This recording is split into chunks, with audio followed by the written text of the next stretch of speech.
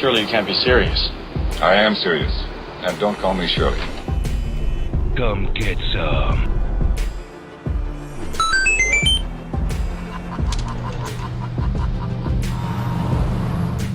I mean, with artificial intelligence, we are summoning the demon. Hello, welcome back to A Boring Revolution, your number one news source for everything in regards to The Boring Company.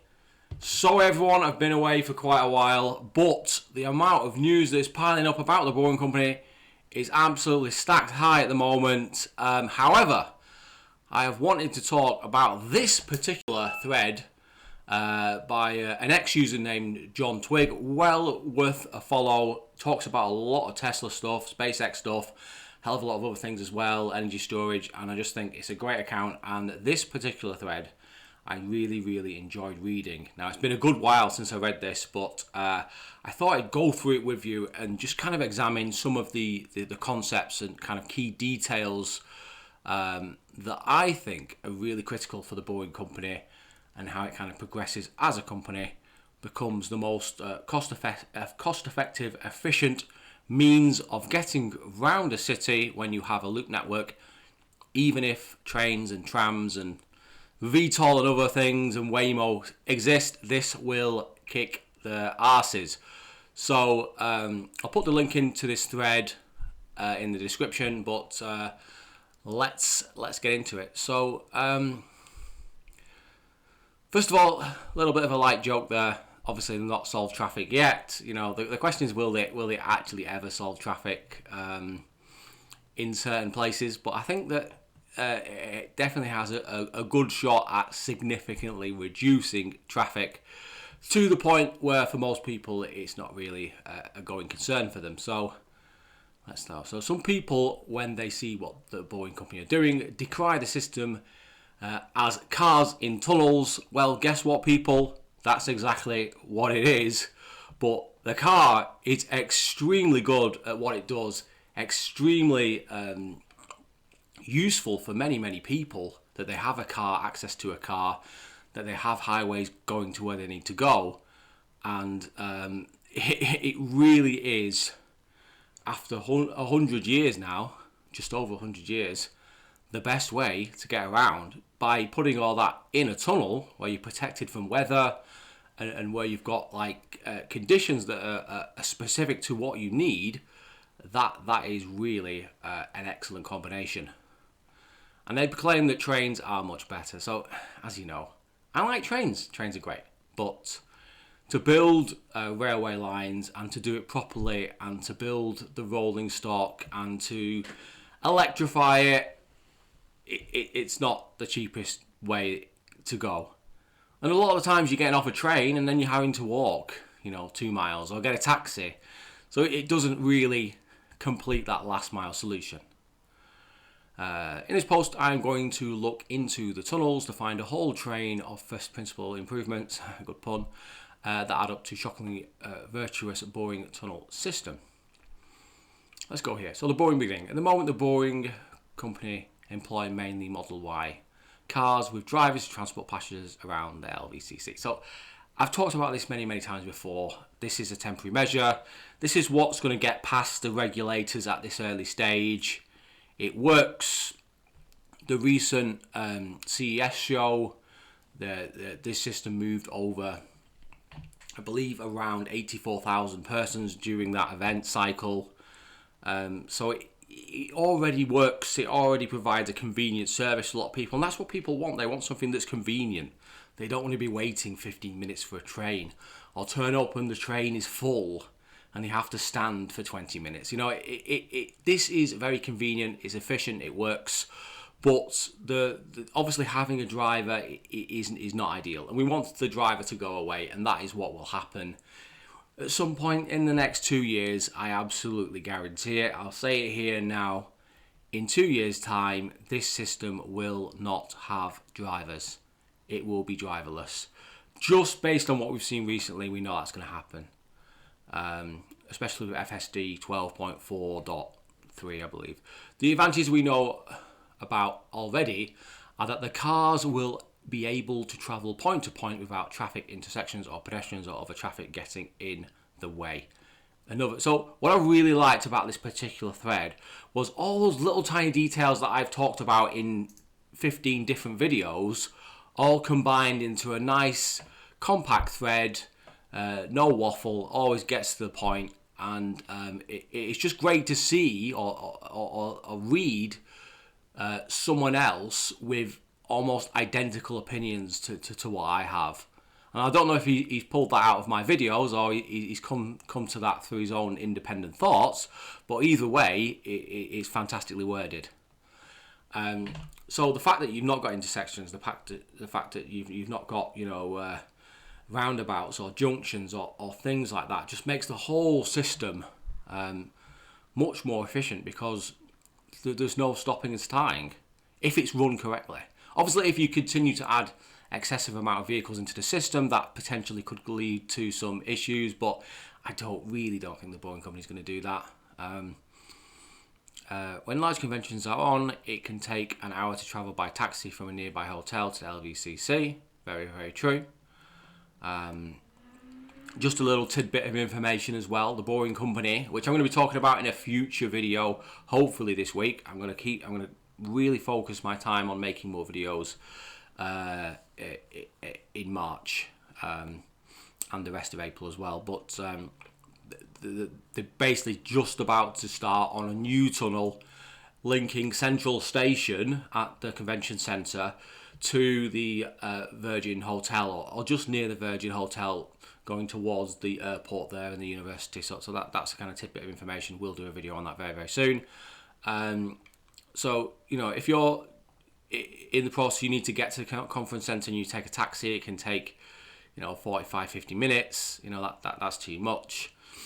With Las Vegas Loop, the travel time will be almost constant at any time of day or night, busy convention or not. At very busy times, there may be some queuing, but so far in the operation of the first stations, this has been minimal and with huge improvements to capacity. So you might have remembered that ridiculous video that went circulating around, where some pedestrian was in, I believe it was Central Station, and they got out of the vehicle and they were messing around, and some vehicles got stuck, and there was a queue of about 10 cars, and suddenly this video went out and everyone was like, look at this congestion, oh my goodness, this system's a total failure, there's queues everywhere and people having to wait hours. And in reality, people had to wait 5 minutes, and then it got resolved, and then throughout the rest of the day and the rest of the year there were no congestion events. And it was just one of those things that just unfortunately happens when pedestrians are involved and they can exit the vehicle on the road side rather than the correct side.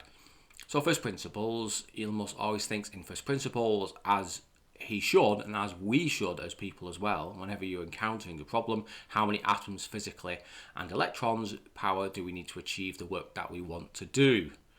To reach the ideal first principle solution for any new technology takes some time. We have seen steady progress in cars from the first Roadster to the latest update Model 3 Highland, which is an absolutely tremendous vehicle. Was in one of those a couple of weeks back. So to the atoms and electrons do, let's just progress a bit further down here. You can read all of this in more detail. The actual boring of the tunnels is not really what this post is about, except that to calculate the overall cost of transporting tunnels, the construction costs need to be accounted for, and they will be accounted for. So as I've said many times in the past, during multiple videos, I keep repeating myself, but I will continue to do so. The constant efficiencies that the Boeing company has applied to its tunneling process, and the standardization of parts, and the use of almost entirely prefabrication, means that the costs will be fixed around $4.2 to $4.8 million per TBM mile. Key phrase, TBM mile, not route mile, as some other people get confused by. Is extremely cheap, and I've actually said in the past that it might even be viable to increase the diameter of the tunnel very slightly by around 350 mil, and increase the width of the road deck. Potentially that allows for a wider vehicle and just makes things a little bit a little bit safer for people getting in and out of the vehicle. But really, again, that's not really necessary, and that would only increase the cost by maybe $1 million per mile. So the costs are very, very fixed. We know what they are. We have multiple bill of quantities, and we know the costs are extremely low. If you've ever seen tunnels that go for railways, they are 5, 6, 7, sometimes even 10 times as much per TBM mile. Obviously, depending on geology. But in general, let's say about 5 times more per TBM mile. However, what is rather nice about tunnels is they tend to last a very, very long time. So even in the worst conditions, you'd expect a tunnel to last 125 years. In reasonable conditions, maybe 200 years. In extremely good conditions, maybe 250 years. Again, this is a good point that I've made in the past, but I've not mentioned in the last year or so. Far less than normal roads. Maintenance is far less than normal roads as they're shielded from the weather. The tunnels are very dry. The climate conditions inside in terms of temperature is very standard, so you've not got that constant expansion and contraction under the kind of the glare of the sun. So the cost of boring could easily be accounted for over 20 years and much, much more. It's a much smaller cost to bore a tunnel once you have all the infrastructure standardized and you control the means by which you bore those tunnels, because you own the tunnel boring machines, you own the factory that makes the concrete segments, etc, etc. So we kind of know all this.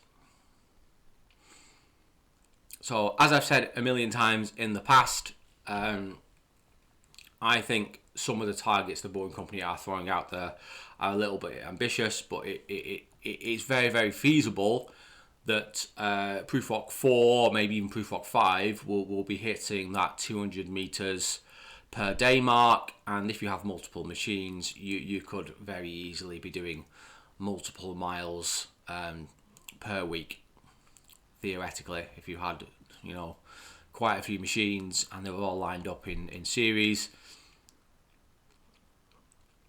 Okay, so let's get on to the principles bit, which is the kind of the interesting bit that I particularly liked about this thread by John here.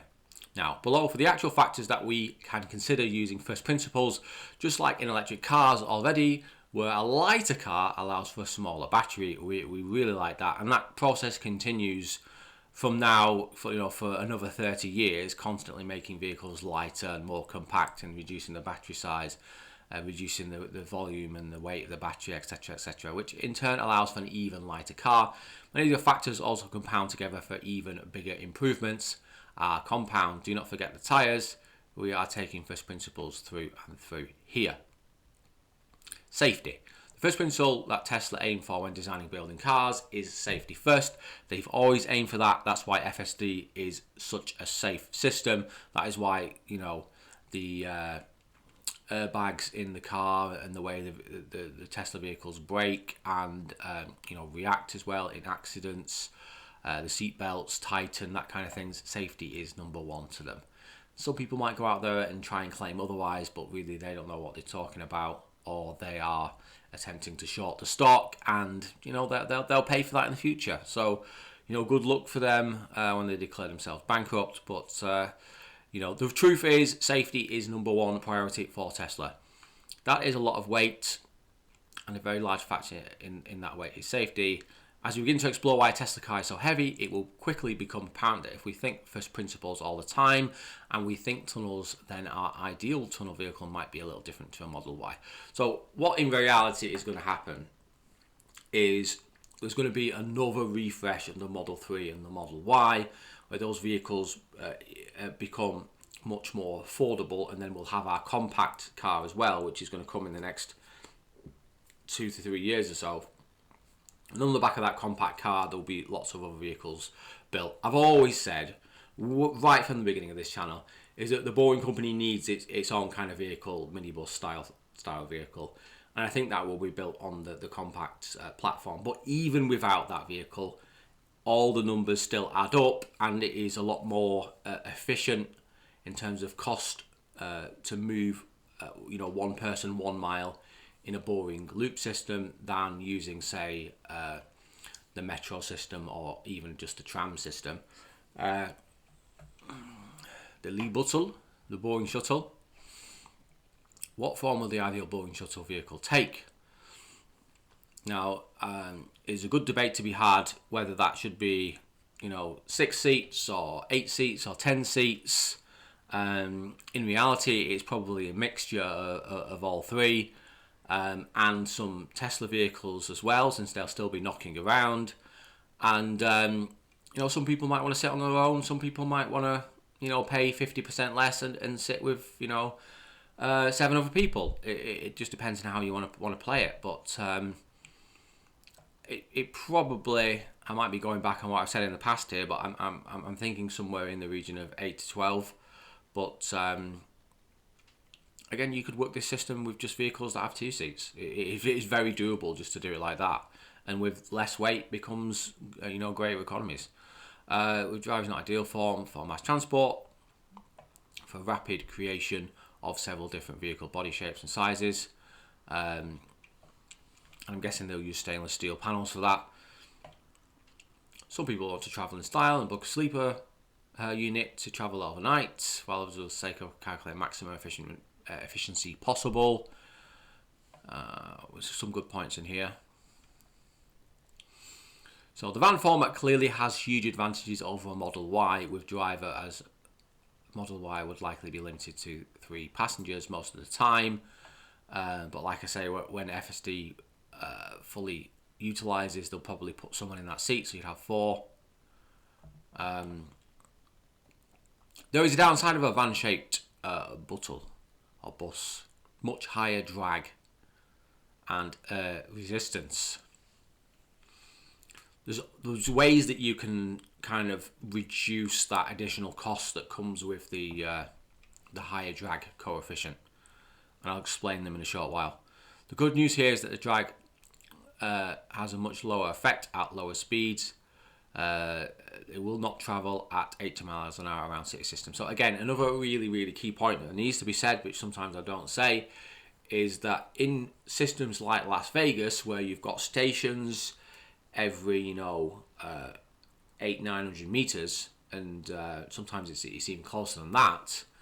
Some parts of the system have stations every three miles, but some parts have stations every half a mile. So these vehicles are going to be limited probably in those areas to around 50-60 miles per hour. So again, if you don't need a vehicle that's doing more than that, but again, if you were in a position where you could create a connection from Las Vegas to, say, Henderson, which is just down the road and is quite a big city for Nevada, you might have stretches there where you're doing 100 miles an hour. So you need a way to kind of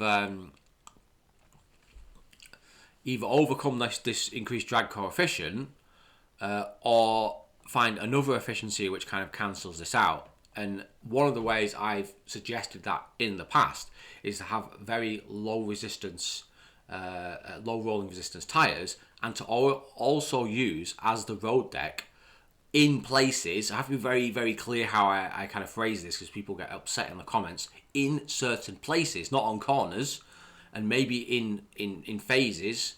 You'd have an area where 20 meters is polished concrete, and you have an area of 5 meters that's just standard kind of, your rough concrete surface or slightly polished. Then you have another 20 meters that's polished, and 5 meters that isn't, 20 meters, and that would mean that the actual friction of coefficient for between the tires and the road surface would be a lot less, and that would overcome this increased drag. But I don't think they need to design a vehicle that does 100 miles an hour. If it's capable of doing 85 miles an hour, absolutely flat out, I think that's absolutely fine. We don't really need to go much more than that. It might be that vehicles last longer if they're designed to do 100 miles an hour, but they operate at 86 miles an hour, something like that. So it's an area that needs exploring, but I think that going above 86 miles per hour is not really necessary. So again, savings can be made. Cars sometimes hit things or get hit by other things, including cars and even heavier vehicles. In the worst case, where the other vehicles are going in the opposite direction, potentially even worse, cars even hit solid immovable things like giant pieces of concrete. And trust me, when that happens, it absolutely obliterates them. Unless they're a Tesla, in which case you're a lot safer. Boring company tunnels will always be one way, so the vehicles will never hit anything. And like I say, people who believe that tunnels are more dangerous than the roads outside that they currently use today are, they're not living in reality. Because if you're a vehicle in a tunnel and you can see the vehicle in front of you, and that vehicle doesn't need to slow down, and it's constantly doing the same speed, and it's programmed to travel at certain speeds on certain sections of the system, then there's no variables there, and you don't need to worry about things like a vehicle just stopping for no reason. If a vehicle has a blowout, for example, it's not just going to suddenly stop. It will keep rolling on down the tunnel, and it'll come off at the nearest exit. Maybe it's limited to 40 miles an hour. Maybe the tyre sensor goes off before the vehicle experiences a blowout. These things might happen once every 4 or 5 years.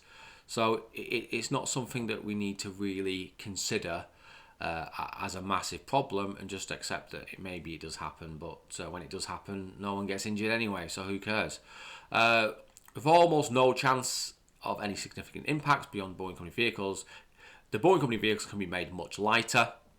So you could use thinner pieces of metal, you could use a less robust frame, you've got no airbags, all sorts of things, no seat belts, all the things that you need for operating at the surface you can remove. That means less weight, which means the vehicle consumes less energy travelling at 80 miles an hour in a straight line. And also, it's not whizzing round corners as well. Like I've talked about in the past, it's possible that you could bank corners. And I'm not talking about banking corners at 40 degrees. I'm talking more about 6-7 degrees, something like that, maybe less. And again, that will help the vehicle go around corners, and it will make it significantly.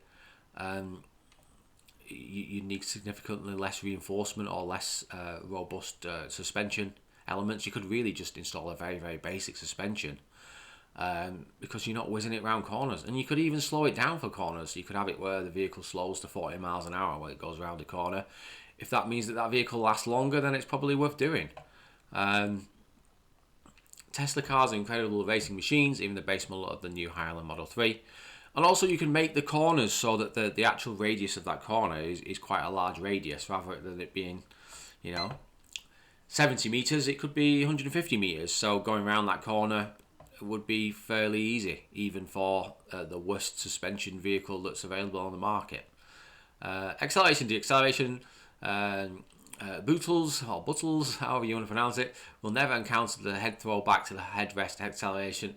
Exactly. So there's so many good points in this thread that it's great. So vehicles will accelerate at very steady rates. The only time that the vehicles will accelerate at quite a robust way is when they're entering the system. So they'll be actually going down a ramp, and that's another thing that's really good about Boring Company tunnels, is that when you enter the system, you're entering on a ramp. That ramp might be 50 meters long.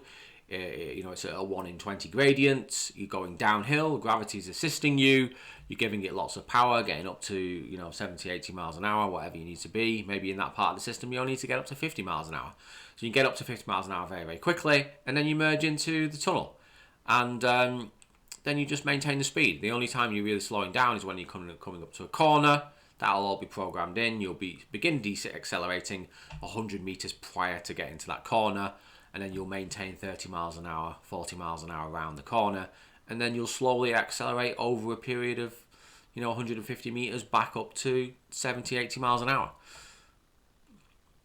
Even with regenerative braking, some power is lost due to less than perfect efficiency of pulling power from the battery to the motor. Corners are quite stressful for cars on roads. Modern cars are marvellous mechanical machines that shield many people from almost all the stress of corners, but take your Tesla up to 200 miles an hour and go around a corner, and stresses on the car go up very, very quickly. This is just not going to happen with the Boring Company system. the rate that you go around the corner is going to be fixed, and it's going to be a fixed speed. So you'll understand the maximum potential forces that vehicle is going to be subject to on that corner because you set the variables. Flat, smooth surfaces. So again, we're coming back to our polished concrete road deck, which is polished in certain places, but not everywhere. I have to reiterate that again. So when you're going down a tunnel and you have polished concrete road deck, that will significantly reduce the coefficient of friction if you've got some good tyres as well. And that will overcome any increases in drag, more than overcome it. And like the cost per mile will be dramatically lower with that. And there's no rain or freezing conditions ever happening inside the tunnels. There'll be far less degradation of the surface. I did at one point think about possibly adding moisture to the surface to increase the slippiness and to make it easier for cruising, but that you know, obviously might vary as it evaporates, and you don't want too many things that potentially could change. The road in the tunnels will also have far lower inclines, which is exactly true. Only the ramps and the entry ramps and the exit ramps. And the good thing about an exit ramp as well is when you're coming out of the tunnel, you're going up, your car's fighting gravity. That helps the vehicle slow down. Smaller, lighter wheels. Why do cars need big wheels? Very good question. You know, rappers love 24-inch, 26-inch rims, but really you don't need it. You could get away with a 14-inch wheel, or a 16-inch, or a 15-inch.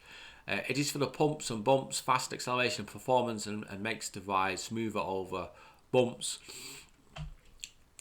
The road surface in the Boring Company tunnels, with it being prefabricated, and you having the ability to adjust those panels as you're installing them, means that road surface can be absolutely laser straight and flat.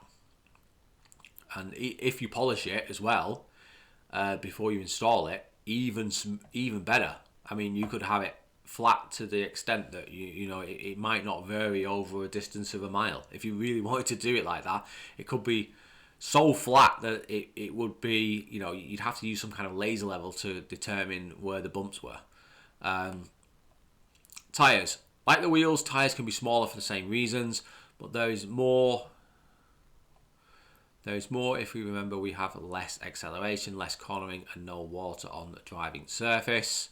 The tyres can be thinner and smaller again. Potentially you could have a solid tyre. I have, you know, seen that, but I believe they don't operate well above 80 miles an hour. But that might be a reason that, you know, you decide to keep the speeds at 79 miles an hour. Again, there's all these variables, a lot of things to think about. Weather, lack of weather in tunnels has been covered elsewhere, but the absence of rain and ice means various savings. This is an absolute great point. We'll finish on this, and then we'll remember that some people said trains have much higher capacity. They have much higher capacity, but we also remember that sometimes they're running, and you know, each carriage has 20 empty seats, so that's not efficient. Convoy mode, again, I've talked about this in the past, running vehicles very, very, very close together. You could theoretically run vehicles within 2 meters of one another, and there are energy savings to doing that. The drag coefficient would significantly reduce because the air is being channeled above and alongside the vehicles behind the main one. They could unload together. Airflow. The reason that cyclists and birds try to get into what is called a slipstream of the one in front of them is because when they're travelling at a constant speed, most energy is used to keep travelling at that speed. It's consumed by pushing the air out of the way. If you can get the distance right when following, then the one in front has already caused the air to be moved. Again, in the tunnel, this could be extremely efficient. High speeds like 80 miles an hour, the amount of energy used to push air out of the way is by far the biggest part of the total energy used. So again, that is another argument for keeping speeds lower, but My only slight difference of opinion on this with John might be that people really, really value their time, and you know, going from 60 miles an hour to 80 miles an hour system, the time savings for a lot of people would be well worth it, and they would probably pay more for that. And plus, you want to be able to outpace people on the local highways as well. So you'd be looking in that kind of ballpark, 70, 80, 90 miles per hour. What you land on, it might depend on how you set the system up and the kind of efficiency savings you can get from other things. But hey, another interesting idea, one small motor would be excellent. It probably cannibalise that motor from an existing model, I'd imagine. Well, you could alter the gearing ratio, and that would make it more efficient. But again, you know, you're not going to be accelerating from 40 to 80 miles per hour in 7 seconds. You know, it might be you're going from 40 miles per hour to 80 miles per hour in 15 seconds, and for more, for a long journey, that doesn't really add much time on, so, and it saves a lot of energy, so worth doing, and it extends the life of that motor as well if you're not running it at very, very, very high rates. Smaller batteries, no airbags, no seats, less wear and tear. Summary: we have a number of compounding factors that make the buttles far more efficient than cars, cost per passenger, and then we have some various indications of how much we could save on this particular one. So, great thread. I agree with pretty much all of this. The debate is to be had over what you decide is the ultimate top speed, but again, you can have a system in Las Vegas where the average kind of operating speed is around 45 miles per hour, but then you could add an extension to that where you're going to Henderson, and then vehicles that are going between Las Vegas and Henderson are averaging 78 miles an hour. So it might be you're running different vehicles on different parts of the systems, or you're running vehicles in different ways. Maybe you're running more in convoys on that particular section to reduce the drag. Maybe you have more sections of polished concrete road deck between Henderson and Las Vegas. There's so many variables, it's incredible, but such a brilliant thread, well worth a read. Definitely think you should all go on to X, like and retweet this particular one and see what other things he's been doing. But hope you enjoyed that. Hope it was an interesting read, put some interesting ideas in your head. Certainly has got me thinking in terms of future videos and things like that. But let's call it a day. Thanks for watching. Hope you consider following me on X and Patreon, and also liking and subscribing to this YouTube channel. And yeah, take care now. Remember, guys, don't be boring. Have a great day. Thank you. Hadouken! Surely you can't be serious. I am serious. And don't call me Shirley. Hail to the king, baby. Come quietly, or there will be